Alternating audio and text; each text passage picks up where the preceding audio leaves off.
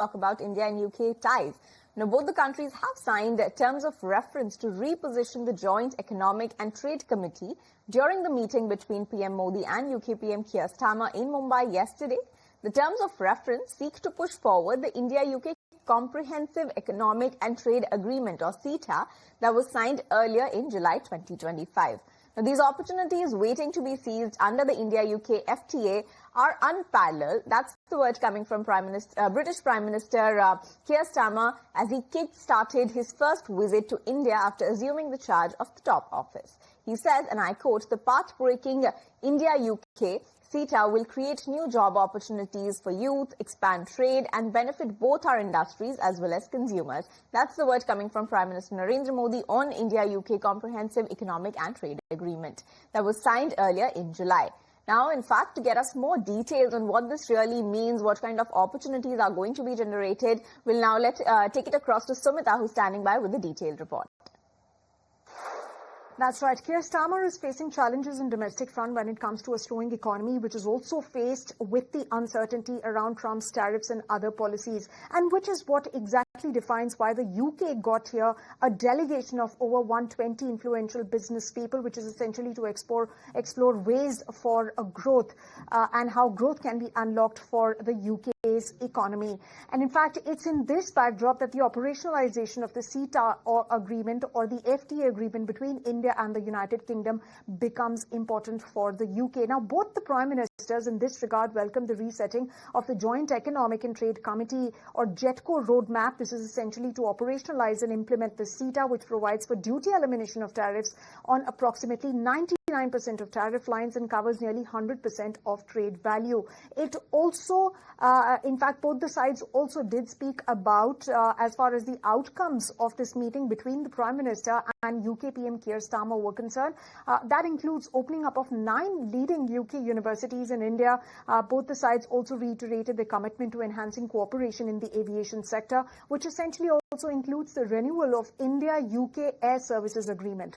Both sides will also build concrete partnerships to strengthen and diversify critical mineral supply chains. Well, on the defense side as well, PM Starmer made a special emphasis on defense other than AI and education. And of course, both the countries are looking at cooperation in developing maritime electric propulsion systems for Indian naval platforms. And in fact, an initial supply of lightweight multi-role missile systems, that deal is pegged at £350 million. In fact, other than these deals, there was a condemnation that came in from Keir Starmer in all its forms and manifestations. The UK also reiterated its long-standing support for India's legitimate aspirations for a permanent membership in a reformed UNSC. In fact, in terms of mobility, both sides will continue to implement the Migration and Mobility Partnership, while a commitment was made to curb illegal or irregular migration.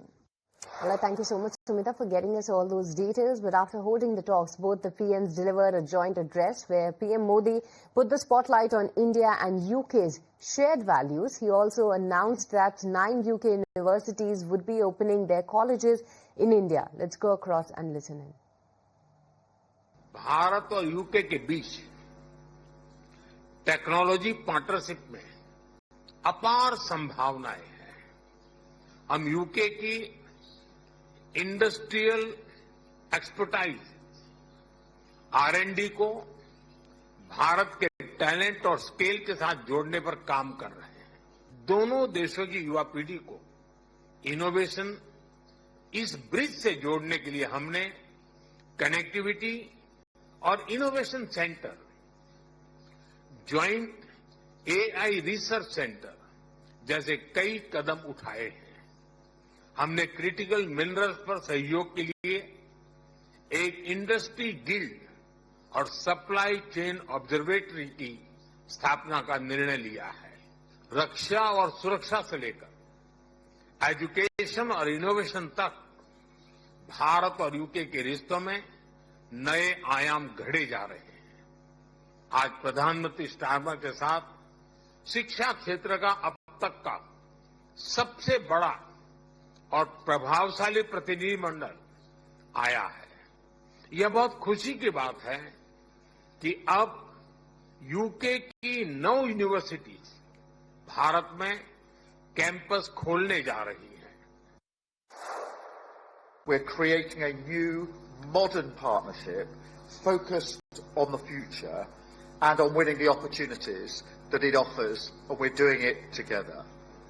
And that's why we struck the UK-India Comprehensive Economic and Trade Agreement in July, a breakthrough moment, years in the making.